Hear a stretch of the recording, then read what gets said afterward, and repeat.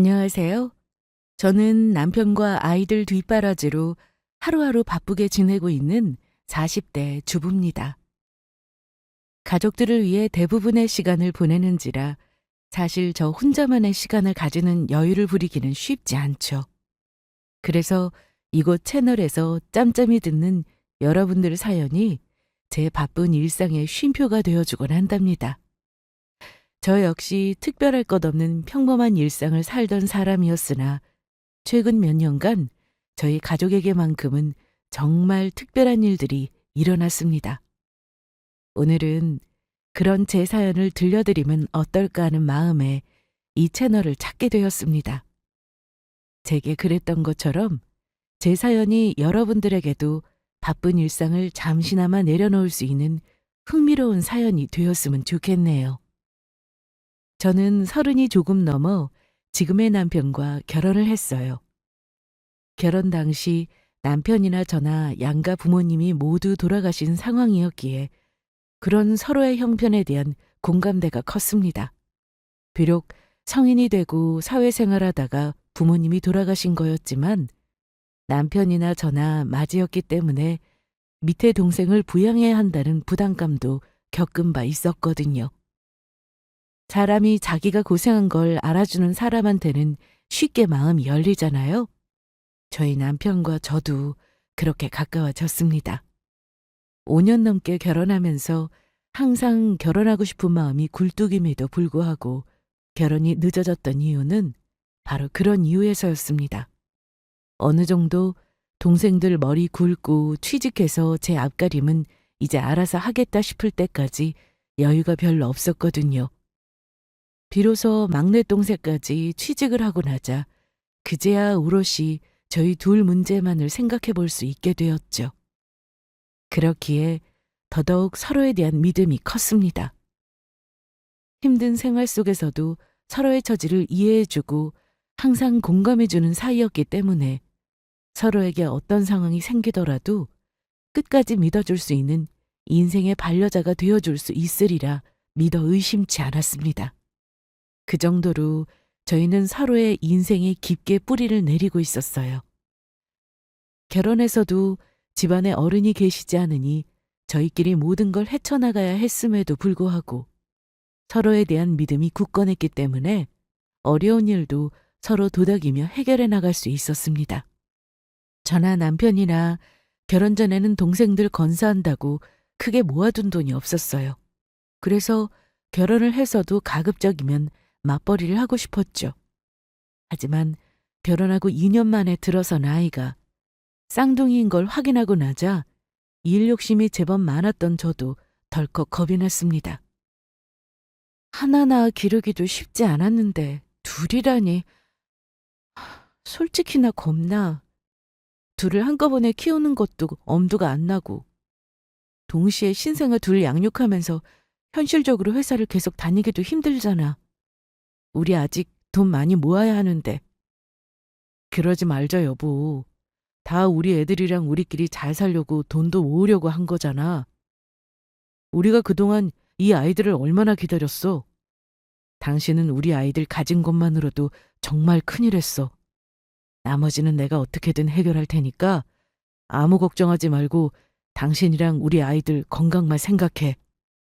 그토록 바라던 아이 소식임에도 불구하고 현실적으로 문제를 생각하지 않을 수가 없었어요.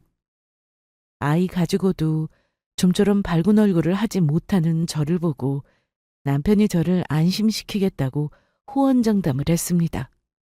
더군다나 임신하고 나서 감정기복이 심해지는 바람에 부쩍 친정엄마 생각이 많이 나 서럽더라고요.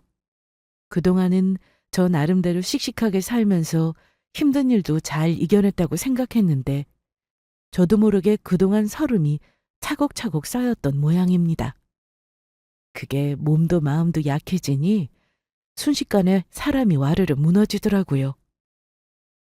다른 집 산모들은 친정엄마가 귀한 딸아이 가졌다고 그리들 살뜰히 챙겨주신다고 하던데 양가에 예뻐해 주실 어른 한 명 안 계신 저희 집 형편 때문에 남편도 제가 많이 가여웠던 것 같아요. 어떻게든 걱정할 일 없도록 해주마 하는 남편 말에 근심을 가득 안고 결국 몸담았던 회사를 그만두고 말았습니다. 앞으로 수입에 대한 걱정이 들지 않을 수 없었으나 그럼에도 불구하고 자식을 얻는다는 것은 그 무엇과도 비교할 수 없는 기쁨이었습니다. 남녀, 남매, 쌍둥이로 태어난 아이들은 다행히도 건강하게 태어나 주었습니다.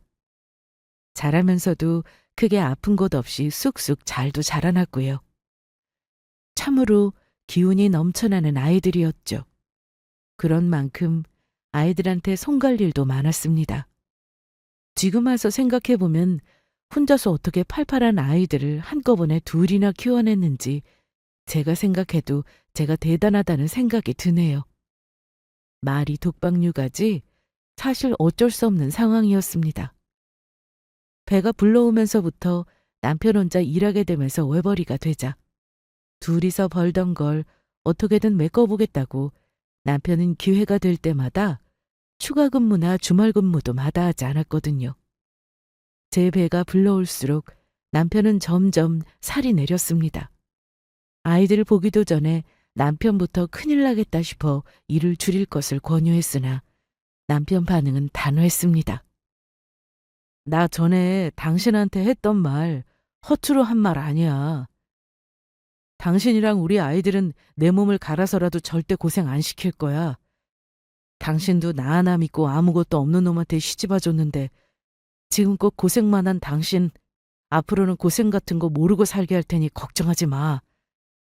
당신 남편 고작 이런 걸로 쓰러질 일은 없을 테니까. 안쓰러우면서도 저렇게 말해주는 남편이 든든했어요. 남편이 저렇게 애쓰는 걸 아는데 힘들게 일하고 들어와서 육아로 또 지치게 하고 싶지는 않았습니다. 그래도 양가 첫 조카라 그런지 제 동생들이나 남편 동생들도 자주 들러서 아이들 보는 걸 도와주었습니다. 그래도 저희가 그동안 헛일한 건 아니었나 본지 양가 동생들 모두 바르고 의젓하게 자라주었습니다. 크게 해준 건 없었지만 항상 제 언니 오빠에게 고마운 마음을 안고 사는 삼촌과 이모들 덕분에 저희 아이들은 할아버지 할머니 없이도 어른들 사랑을 듬뿍 받으며 자랄 수 있었죠. 남편 업무는 기본적으로는 사무직이었으나 중소기업 다니는 대부분의 사람들이 그렇듯이 책상에만 앉아서 일을 보는 경우는 드물었습니다.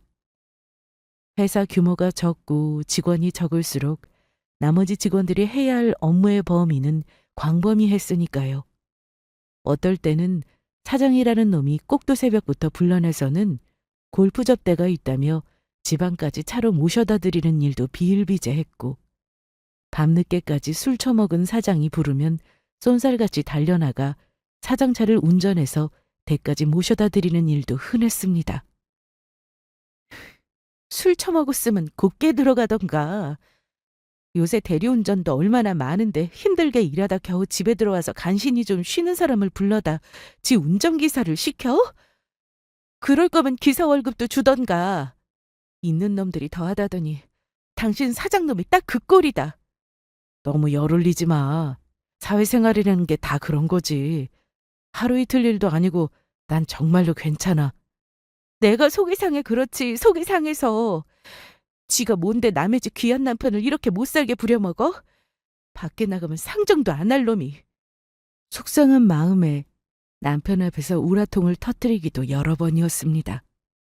마음만 같아서는 그 더러운 회사 때려치우게 하고 싶은 마음이 굴뚝 같았어요.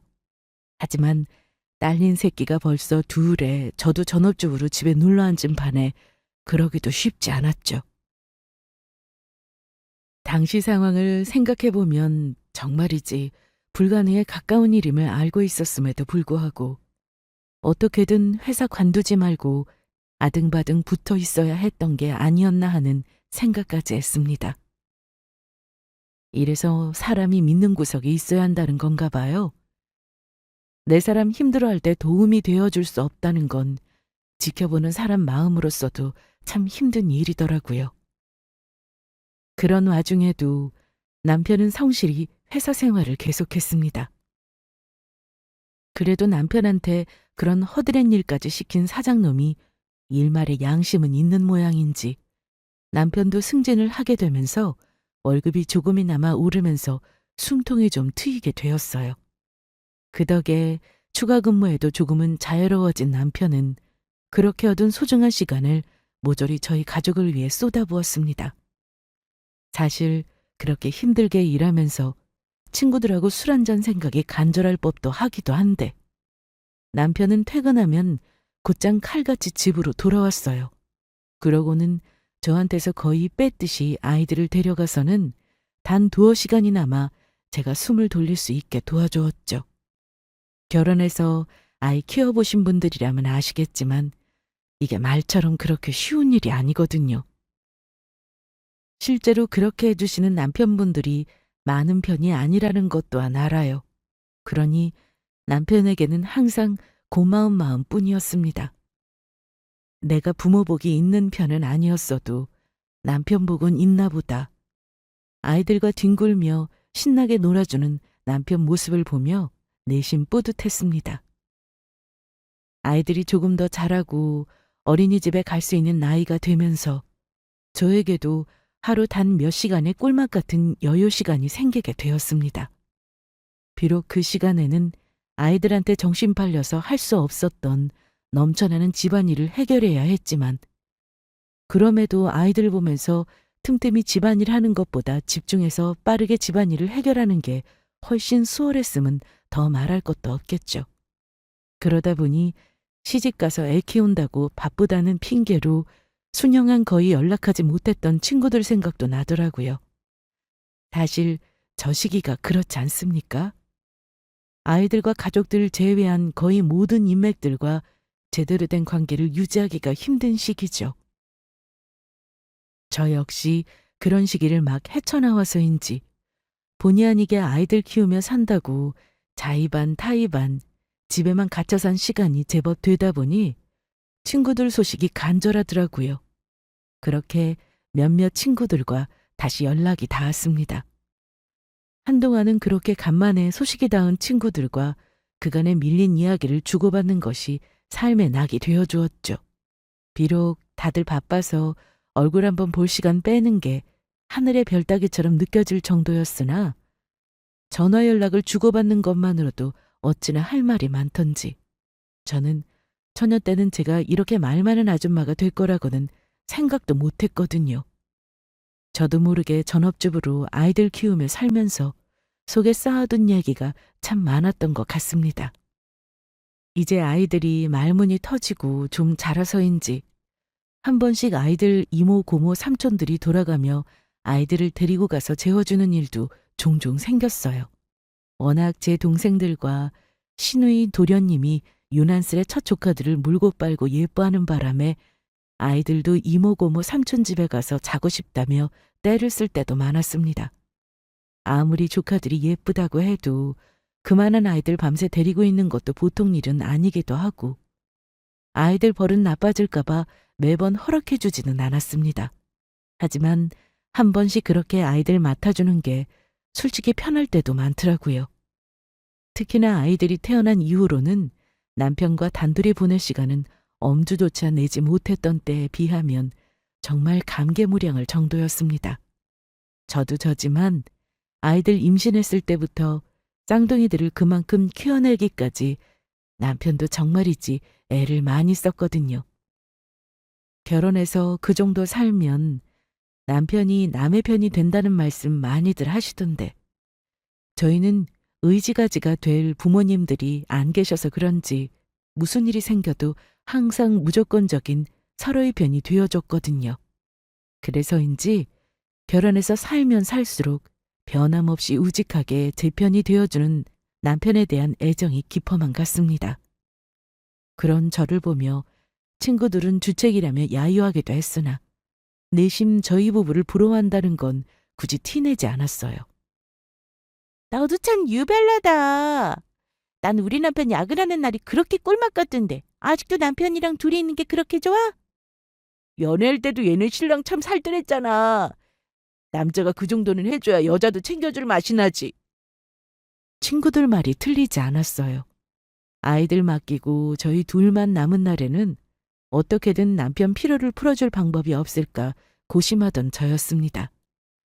평소에는 허리띠 졸라맨다고 엄두도 못 내던 호캉스도 한번 해보고 남편 피로를 풀어주겠다며 어설프게 마사지를 시도해보기도 했습니다. 물론 그런 시도는 남편에 의해 번번이 저지당했지만요.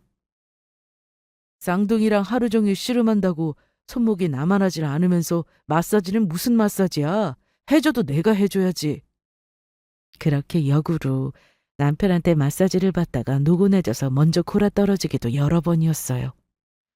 제 딴에는 애를 쓴 거였는데 역시 남편한테는 역부족이다 싶었습니다.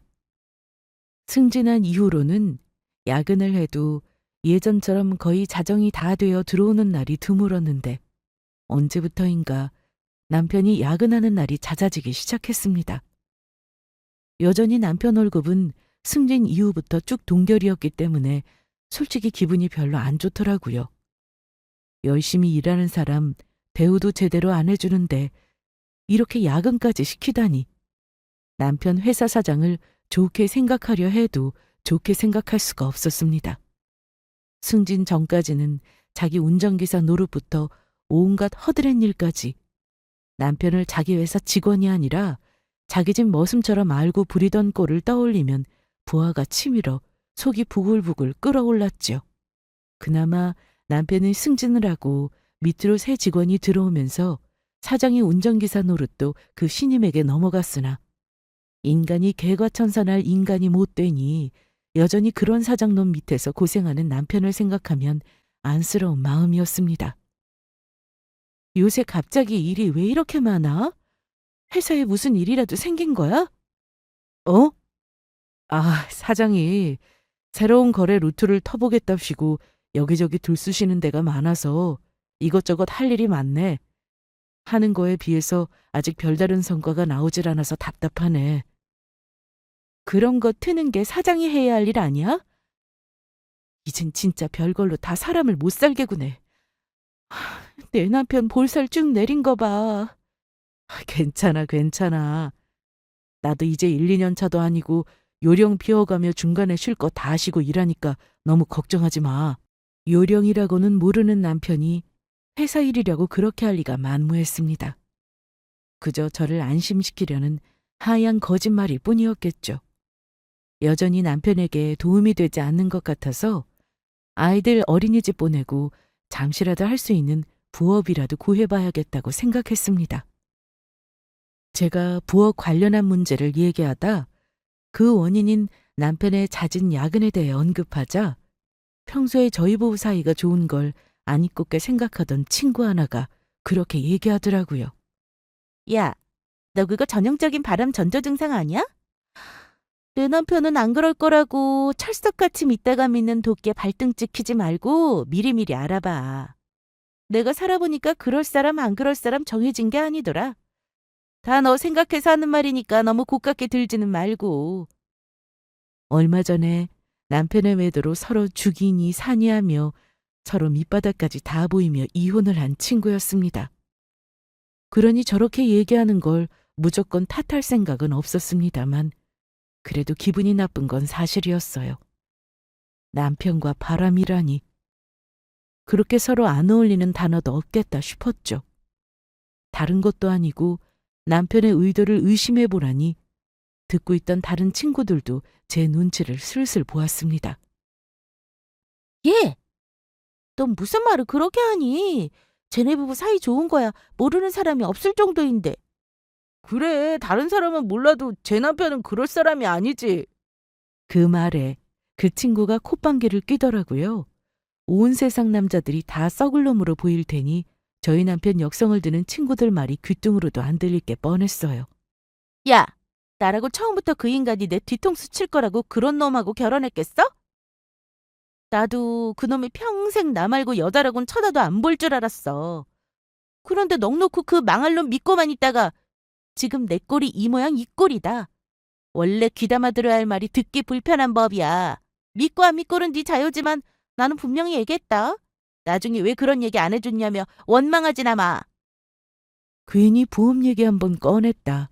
간만에 만난 친구들 분위기가 싸해진 것 같아 멋쩍게 웃으며 분위기를 수습했습니다. 그 자리에서는 비록 대수롭지 않은 척 했습니다만 대한민국 기혼 여성분들이라면 농담이라도 외도라는 두 글자를 결코 가볍게 받아들일 수는 없는 그 마음을 다들 이해하시리라 생각합니다. 실제로 그런 문제로 고통받으시는 분들도 많은 것도 사실이고요. 제 남편이 그럴 리가 없다고 생각하면서도 다들 자기 남편만은 그럴 리 없다고 믿고들 사는 것 또한 사실이니 괜히 찝찝하더라고요. 그런 일이 있는 와중에도 남편의 야근은 점점 더 잦아졌습니다. 특히 새벽까지 퇴근을 못하는 날이 많아지자 걱정을 넘어 슬슬 신경줄이 당기기 시작하더라고요. 아니 도대체 어디랑 무슨 거래 루트를 뚫길래 이 시간까지 집에를 안 보낸대요. 그 거래처라는 곳 인간들은 퇴근도 안 한답니까? 날이 갈수록 남편 말에서 구멍이 보이자 이 사람이 정말로 야근을 하느라고 늦게 들어온 건 맞는가 싶은 의심까지 들었어요. 아무래도 친구의 외도 얘기 때문에 저도 괜히 그런 쪽으로 생각에 물꼬가 트인 건가 싶어 늦게까지 일하며 고생하는 남편에게 남몰래 미안한 마음이 들기도 했습니다. 그러던 어느 날이었어요. 당신 술 마셨어? 자정이 넘어 퇴근한 남편을 맞이하다 남편 몸에서 훅 끼치는 술 냄새에 정신이 번쩍 들었습니다. 분명히 남편이 차를 가지고 퇴근한 걸 봤는데 야근하다 돌아왔다는 남편이 이렇게 술 냄새가 날 일이 대체 뭐가 있어요? 설마 이 사람이 음주운전을 할 리가 없는데 싶어 낯빛을 확인하니 얼굴은 말짱한 것이 또 술을 마신 것 같지는 않았습니다. 남편한테 바짝 다가가서 추궁하는 저를 보고 남편이 당황한 모양인지 말까지 더듬었습니다. 이거 잠깐 사장님 심부름 갔다가 취하신 분이 실수를 좀 하셔서 이렇게 됐어. 야근 시키는 와중에 불러내기까지 해? 요샌 좀 안 그러더니 참 사람 안 바뀐다. 아니 무슨 술병을 뒤집어 쓰기라도 했어? 만차도록 마셔도 이렇게 술 냄새가 나진 않겠다. 얼른 들어가서 씻어. 제가 더 캐묻지 않고 욕실로 들여보내자 이때다 싶었는지 남편이 쏜살같이 욕실로 꽁무니를 빼더라고요. 꼭 어디 캥기는 구석이라도 있는 사람처럼요. 사실 속으로는 남편의 말에 그대로 수긍한 건 아니었어요. 자꾸 사고가 그런 쪽으로 튀어서 그런지 별것도 아닌 남편의 행동도 유심히 지켜보게 되는 경우가 잦은 때였습니다. 거기다 사장놈 허드렛 일 전담은 이제 신입 직원한테 넘어간 지 오래였습니다. 사장놈 성정을 생각하면 갑자기 저렇게 예전 자기 모습을 다시 불러다 귀찮게 구는 것도 아주 가능성이 없는 일이라고 생각할 수는 없지만 어쩐지 모든 게 석연치 않았죠. 그래서 그로부터 얼마 지나지 않아 그 일이 일어났을 때에는 정말로 남편에 대한 의심이 걷잡을 수 없을 만큼 커지고 말았습니다. 당신 그 옷 뭐야? 못 보던 옷인데? 남편은 패션의 패자도 모르는 사람이었습니다. 남편이 몸에 걸치는 모든 옷들은 모조리 제 손을 거친 것들이었어요. 연애 때부터도 워낙 기본 셔츠 바지 말고는 아무것도 고를 줄 모르는 사람이라 제 손을 많이 탔죠. 한마디로 제가 모르는 남편 옷이라는 게 존재할 수가 없었다는 뜻입니다. 그런 사람이 생판 처음 보는 옷을 입고 새벽에 집으로 기어들어왔으니 제 눈이 뒤집힐 수밖에 없었죠. 아, 이거 거래처에서 실수한 걸 막아줘서 고맙다며 보답으로 선물 받은 옷인데 자리에 두고 잊어버리고 있다가 오늘 땀을 많이 흘려서 갈아입었어. 남편은 거짓말을 하면 그대로 티가 나는 사람이에요. 경직된 입가에서 흘러나오는 저 말이 거짓이라는 건 너무나 쉽게 알아차릴 수 있었습니다. 야근을 했다며 새벽 늦은 시간에 귀가해놓고 아침에 아내가 입혀보낸 옷이 아닌 생전 처음 보는 옷을 입고 집에 기어들어온 남편. 여러분이라면 이걸 어떻게 해석하시겠어요? 그동안 사소하게 걸리던 일들이 주마등처럼 제 머릿속을 스쳐 지나가면서 저는 어떤 불길한 결말에 다다르는 걸 느꼈습니다. 정말이지 상상조차 하고 싶지 않았으나 만에 하나 내가 생각하는 게 맞다면 하는 생각에 뒷목이 쭈뼛해졌습니다. 하지만 확실한 건 아무것도 없었죠. 그 늦은 시간에 녹초가 다 되어 들어온 남편을 마냥 세워두기만 할 수도 없었습니다. 결국 저는 무거운 마음으로 남편 앞에서 물러났습니다. 남편이 제 눈치를 슬슬 보는 게 느껴졌으나 그 순간만큼은 남편 얼굴을 쳐다보기가 싫었습니다. 그렇게 그날은 남편이 씻고 침대에 기어들어오는 것도 모른 척하고 혼자서 복잡한 마음으로 뜬 눈으로 밤을 새웠어요. 그 후로 또다시 남편이 제가 모르는 옷을 입고 들어오는 일은 없었습니다. 하지만 제 촉은 다른 얘기를 하고 있었어요. 한번 의심의 물꼬를 트기 시작하니 트집 잡을 일은 한도 끝도 없이 계속 생겨났습니다.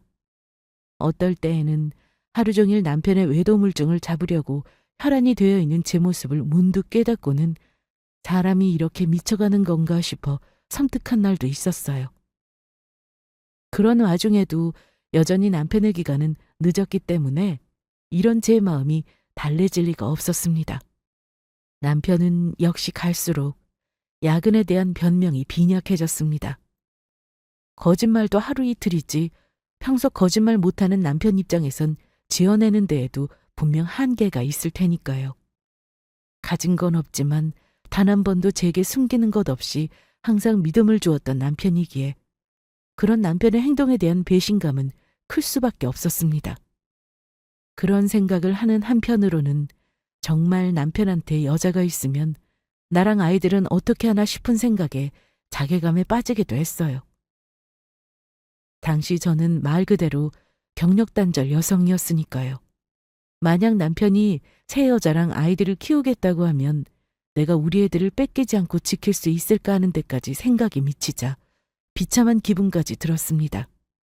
믿었던 남편에게 배신당할까 두려운 마음도 있었지만 그러한 생각에 남편의 외도를 의심하면서도 정작 남편을 추궁할 수조차 없었죠. 그날 역시 남편의 귀가가 여지없이 늦어지고 있었습니다. 그쯤 되니 저 역시 거의 포기 상태에 다다르게 되더라고요. 아무리 남편 귀가가 늦어도 자다 일어나서라도 남편 마중을 나갔었는데 그러지 않은 지도 벌써 2주가 다 되어가고 있었습니다. 그러다 보니 가뜩이나 얼굴 보는 시간도 적은 남편과 대화할 기회도 줄어들었죠. 남편이 그런 제 눈치를 보고 있다는 건 진작 눈치를 챘지만 저 역시 그 상황을 회피하고 있었습니다. 그래서 그 시각에 생각지도 못한 전화를 받은 저는 소스라치게 놀랄 수밖에 없었어요.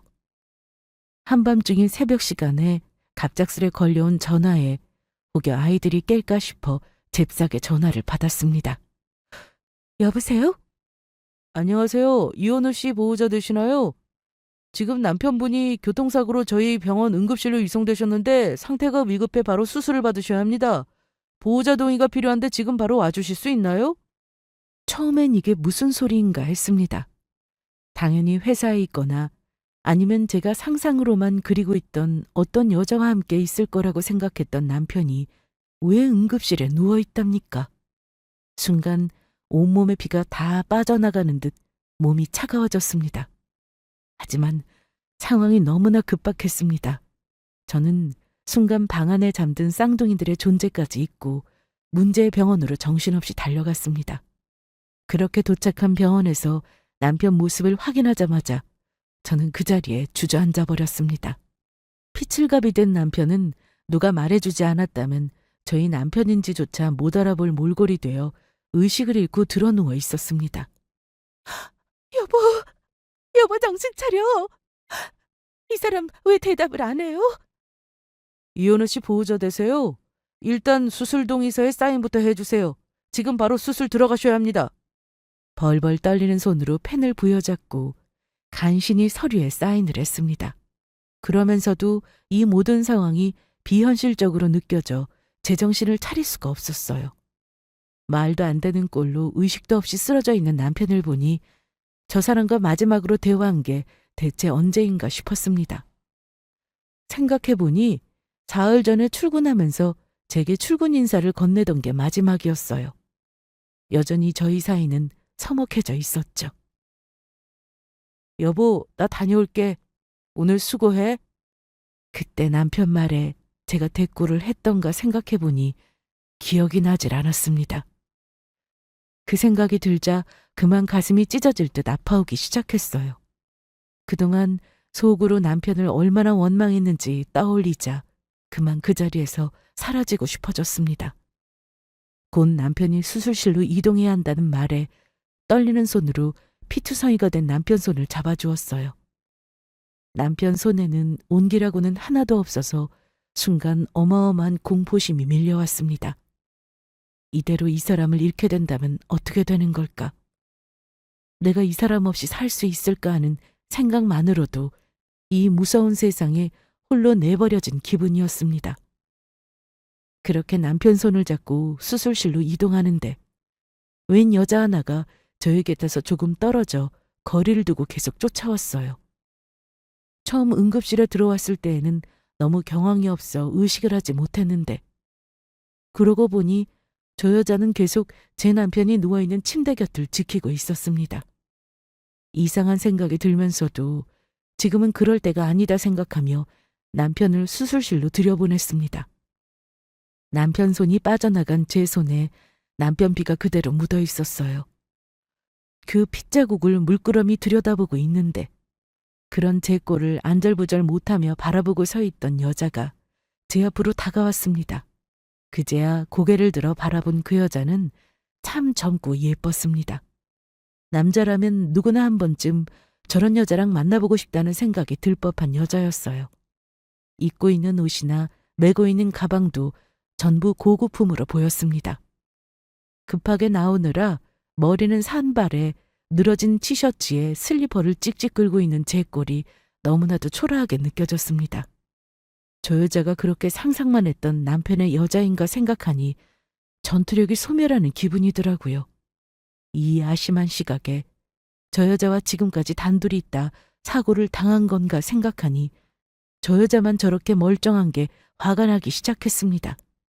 그러나 제 앞에 죄인처럼 서 있던 여자가 비로소 입을 떼자 듣게 된 말은 제가 생각한 것과는 전혀 다른 것이었어요. 여자는 온몸을 벌벌 떨며 간신히 제게 말했습니다. 죄송합니다. 제가 신호를 확인하기는 했는데 불빛 때문에 당황해서 핸들을 꺾는 바람에 정말로 일부러 남편분 차를 친 건 아니었어요. 죄송합니다. 정말 죄송합니다. 이게 무슨 소리인가 싶었습니다. 그러니까 제가 남편과 외도를 하는 사이가 아닌가 의심했던 그 여자는 반대편 차선에서 운전 실수로 제 남편 차를 들이받은 교통사고 가해자였던 겁니다. 남편을 감히 적골로 만들었다는 여자에 대한 분노와 남편이 적골이 되고도 아무 상관도 없는 여자와 엮여 남편의 불륜을 의심한 저 스스로에 대한 혐오감으로 돌아버릴 지경이었습니다. 그쯤 되니 저도 도저히 제정신을 붙들고 있을 수가 없었습니다. 저는 여자에게 달려들어 양어깨를 부여잡고 소리를 질렀어요.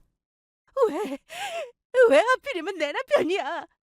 우리 애기 아빠야. 저 사람이 대체 왜 저런 꼴로 들어야 해? 대체 왜? 그건 그 여자에게 하는 말이기도 했으나 저 스스로에게 하는 말이기도 했어요. 이대로 만약 저 사람이 영영 제 곁으로 돌아오지 못한다면 이 찢어지는 마음을 어찌해야 할까 짐작조차 되지 않았습니다. 몇 번 여자를 흔들지도 못하고 기운이 빠진 제가 수술실 바닥에 철퍽 주저앉아 오열하기 시작했습니다. 여보 제발. 여보 제발. 누구인지도 모를 존재에게 제발 저 사람을 무사히 저희 곁으로 돌려달라고 빌고 또 빌었습니다. 그것 외에는 다른 것은 아무것도 필요 없다며 그저 저 사람만 살려달라고 빌었어요. 그렇게 수술실 앞에 못 박힌 듯 주저앉아 있는데 웬 처음 보는 사람이 제 남편 이름을 대며 저를 찾았습니다. 누구시죠? 이원우 씨가 일하시던 배달 대행업체 사고 처리 담당자입니다. 사고 정황이나 보상 문제로 드릴 말씀이 있어 경황이 없으신 걸 알면서도 신뢰를 무릅쓰고 찾아왔습니다. 심려가 크시지요? 더 놀랄 일이 남아있을까 싶었는데 정말이지 놀랐습니다. 매일 직장 때문에 야근하는 사람이 무슨 배달 대행업체에서 일을 한다는 거예요.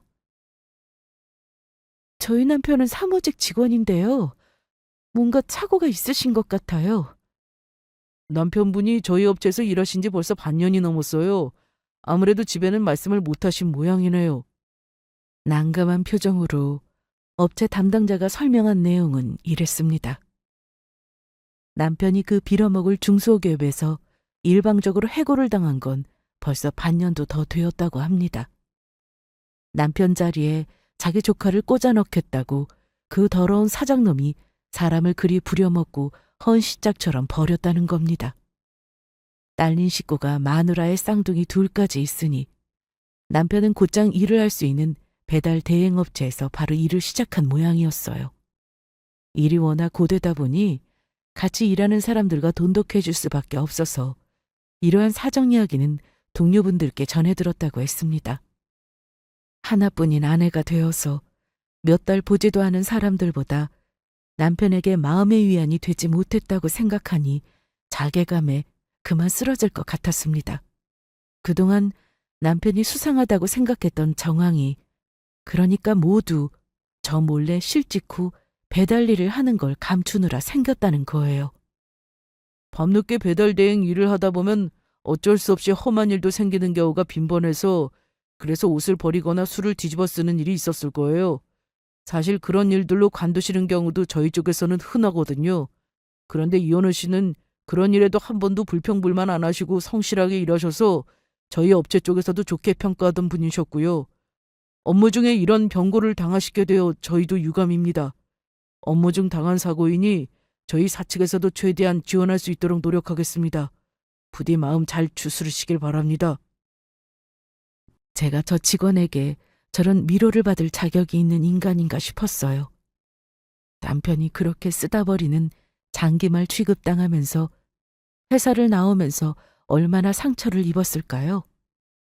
그런 자기 마음 달래지도 못하고 또 배달 대행 일을 하면서 한 번도 해보지 않은 일과 함부로 대하는 사람들에게 수모를 당하면서 얼마나 힘들었을까요?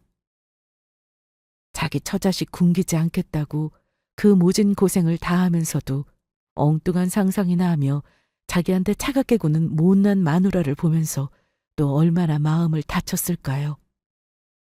평소 저희 부부를 질투한다는 걸 뻔히 알면서 친구 괜한 말에 귀가 팔랑거려서는 제 아내가 저렇게 제 가족밖에 모르는 사람을 부정한 사람 취급한 걸 알게 되면 도대체 저 사람 심정은 어떨까요? 생각하고 생각해봐도 저 사람한테 잘해준 게 아무것도 없었습니다. 이렇게 남편을 보낼 수는 없었어요.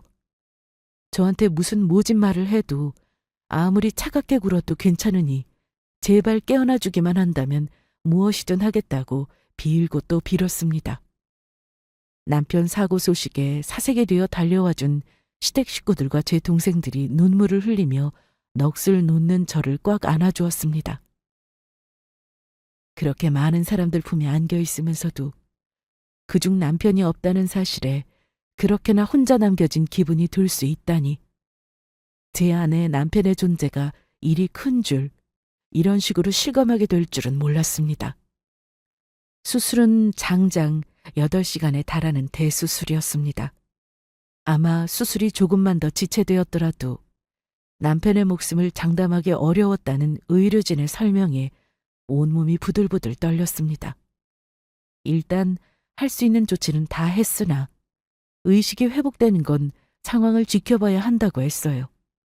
온몸이 상처투성인 채로 중환자실에 누워있는 남편을 보고는 너무 많이 울어 이제는 말라버린 줄 알았던 눈물이 다시금 쏟아졌습니다. 제발 내 곁에 돌아와 주기만 해달라고 남편의 얼굴을 하염없이 바라보았어요. 그나마 중환자실 면회 시간이 길지 않아 차마 떨어지지 않는 발걸음을 돌리는 마음이 돌덩이를 얹은 듯 무거웠습니다. 중환자실을 나서니 아까 자신이 사고 가해자라 밝힌 여자가 중년의 남성과 함께 서 있는 것이 보였습니다. 아무래도 본인이 이 큰일을 수습할 자신이 없는 모양인지 본인 아버지를 부른 모양이었습니다. 남편을 적골로 만든 원흉이라고 생각하니 제 앞에 어쩔 줄 몰라 하는 여자 존재 자체에 분노가 일렁였습니다. 그런 제 마음을 읽기라도 한 듯 제 딸을 뒤로 숨기고 가해자 아버지로 보이는 남자가 제 앞으로 다가왔습니다. 먼저 다시 한번 진심으로 사죄 말씀드립니다.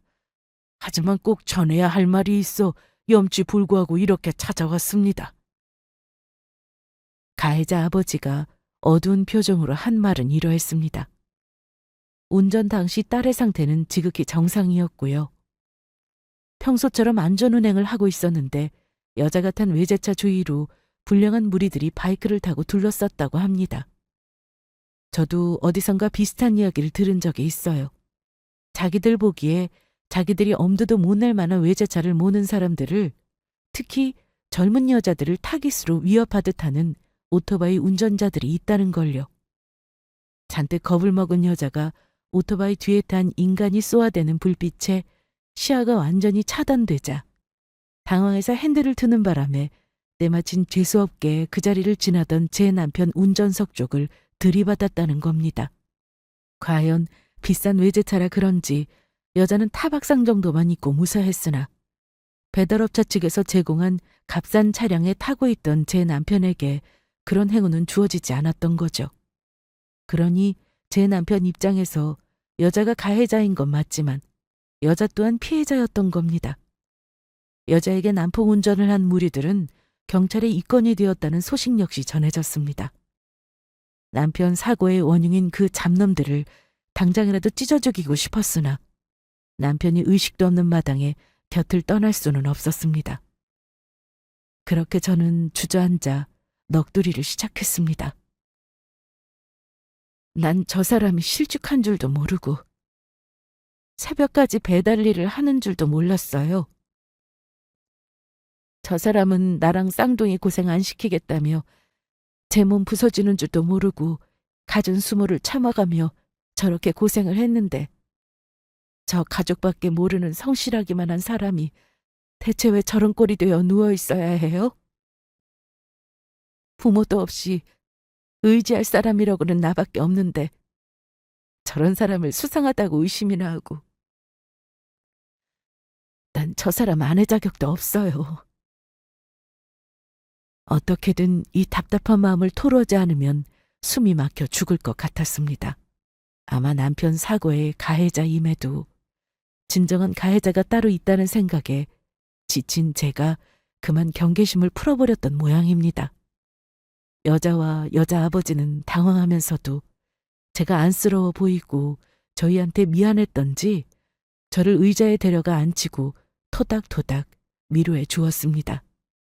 저 또한 누구라도 좋으니 남편이 괜찮을 거라고 위로해 주는 말이 듣고 싶었던 것 같아요. 참으로 염치 없다는 생각을 하면서도 그랬어요. 그만큼 남편의 사고로 심약해진 상태였습니다. 간신히 제 울음이 잦아들자 여자의 아버지가 잠시 머뭇거리더니 제게 제안을 하셨습니다. 지금 이런 상황에서 드릴 말씀이 아니라는 건 알고 있지만 제가 할 수 있는 거라면 뭐든 돕고 싶어서요. 남편분 깨어나시고 나면 저희 회사에서 일해보시는 게 어떨까 해서요. 저는 지금 이런 회사에서 대표로 있습니다. 여자 아버지가 건넨 명함은 명함부터 고급스럽더라고요. 딱 봐도 남편이 원래 다니던 직장과는 급이 달라 보였습니다. 여자 차림이나 여자 아버지 차림도 그랬고요. 평소 같았으면 쌍소를 들고 환영할 일이었으나 남편이 저리 누워 의식도 없는 상황에서는 그 말에도 기운이 나질 않더군요. 그저 마음은 고맙게 받겠다며 아직 남편이 저런 상황에서 답변 드리기는 어려울 것 같다는 말만 간신히 했어요. 그러고도 남편은 보름이나 의식이 없었습니다. 그야말로 온몸에 피가 마르는 시간이었습니다. 남편을 의심한 벌을 이런 식으로 받게 되는 건가? 그렇다면 남편이 아니라 차라리 나를 아프게 하지 싶었어요. 든 자리는 몰라도 난 자리는 티가 나는 법이라고. 부모 대신이었던 형님이 저리 맥을 못 추는 걸 보고 시댁 형제들도 참 많이 슬퍼했습니다. 우직한 매형이자 형부였던 제 남편을 그리워하는 건 제 동생들 역시 마찬가지였습니다. 물론 쌍둥이들에게는 아빠의 사고 소식을 전하지 않았으나 한참을 집에 돌아오지 않는 아빠와 엄마 탓에 아이들 또한 많이 우울해했어요. 다들 한마음으로 남편의 무사 귀환만을 바랐습니다. 이런 온 가족의 바람이 닿았는지 16일째 되는 날 간신히 눈꺼풀을 들어올린 남편을 보고 다들 눈물을 펑펑 쏟으며 기쁨을 감추지 못했습니다. 그 중에서도 저의 기쁨이 제일이었을 거라고 감히 자신 있게 말할 수 있습니다. 의식을 찾기 시작하자 남편도 자기한테 무슨 일이 있었는지 전말을 알게 되었죠. 사고가 워낙 크게 났으니 제가 모든 일을 알게 되었으리라고는 짐작도 이미 하고 있더라고요. 제가 차마 남편 얼굴도 쳐다보지 못하고 죄스러움에 고개만 푹 숙이고 있자 잘 들어 올려지지도 않는 손을 내밀어 미약한 힘으로 제 손을 겹쳐 잡으며 남편이 말했습니다. 당신한테 먼저 진실하지 못했던 건 나잖아. 사과를 해도 내가 먼저 해야지. 무슨 일이 있더라도 당신한테만큼은 솔직했어야 했는데 못난 자존심에 그리 긴 시간 당신 속인 벌을 받는 건지도 몰라. 벌이라니. 당신 같은 사람이 또 어디 있다고 벌을 받아. 당신은 우리 식구 행복하게 살게 하려고 노력한 것밖에 없는데. 그렇지. 그럼 당신도 마찬가지잖아. 나는 이렇게 생각해주면서 왜 스스로는 귀하게 여겨주지 않아? 나한테는 당신이 제일 귀한 사람인데 당신 스스로를 그렇게 취급하면 내 마음이 너무 아파. 그러지 마, 여보. 세상에 어찌 이런 사람이 있을까요? 미안하고 고마운 마음에 눈물이 뚝뚝 떨어졌습니다. 아직 통증이 가시지 않아 얼굴을 찡그리면서도 제게 애써 웃어주려 노력하는 남편이 애틋해 애간장이 녹는 기분이었어요. 남편이 죽을 힘을 다해 우리에게 다시 돌아와 줬듯이 내 한평생 2번 다시 저 사람을 저버리는 일이 없으리라 다짐했습니다. 남편이 의식을 되찾았다는 소식에 여자와 여자의 아버지도 뛸 듯이 기뻐했습니다. 그 둘도 얼마나 마음의 부채감이 컸겠습니까? 대인배답게 의도치 않은 사고 역시 너그러이 용서해준 남편이었습니다. 그런 남편을 보는 여자 아버지의 얼굴이 밝았어요. 처음에 일자리를 제안했을 때는 그저 죄책감 때문이었던 것 같았는데 직접 남편을 만나보고 이야기를 해보자 남편 성품에 진심으로 끌린 것 같았습니다. 제가 정말로 필요했던 인재가 바로 원우 씨 같은 분입니다. 요즘 스펙 좋은 사람들은 많아도 인성 갖춘 사람들은 정말 찾기 어렵거든요. 원우 씨가 들어와 주신다면 저희 회사라도 득이 많을 거예요. 부디 긍정적으로 생각해 주셨으면 합니다. 저도 앞으로 제 아내와 아이들 더 잘 지내게 할 수만 있다면 뭐든 못하겠습니까? 죽다 살아나는데 두려운 것 아무것도 없어요. 그럼 염치불구하고 좋은 제안 주신 것 감사히 수락하겠습니다. 뜻밖의 안정적인 일자리까지 보장받게 되자 남편의 삶의 의지가 활활 불타올랐습니다. 워낙 다친 곳이 많아 재활이 결코 쉽지 않았으나 남편은 저조차도 독하다고 혀를 내두를 정도로 스스로를 채찍질하며 재활에 몰두했습니다. 남편의 빠른 회복은 의료진들도 신기해할 정도였어요. 그렇게 3개월의 혹독한 재활을 이겨내고 남편은 정상적인 생활을 시작할 수 있게 되었습니다. 남편은 지금 회사에서 차장 직함을 달고 열심히 근무하고 있어요. 워라밸이 확실하게 보장된 곳이라 출근도 퇴근도 안정적입니다. 야근이 거의 없어서 퇴근 후 시간과 주말을 예전처럼 살뜰하게 저와 저희 아이들과 함께 보내고 있습니다. 이대로라면 더할 나위 없이 행복한 나날이죠. 저희 가족에게 닥친 모진 시련을 함께 이겨나가면서 서로에 대한 사랑과 믿음을 굳건히 하는 시간을 가진 탓이겠죠. 그 이후로도 제 걱정 조금이라도 덜어보겠다며 하루도 빼먹지 않고 새벽마다 운동을 한 탓에 오히려 사고 전보다도 몸이 더 좋아진 남편입니다. 저 사람이 건강히 저희 곁에 있어주는 것만으로도 감사한 마음뿐이에요. 이만하면 특별한 사연이라고 할 만하나요? 저희 가족 이야기는 여기서 마무리할까 합니다. 들어주신 여러분 모두 감사드려요.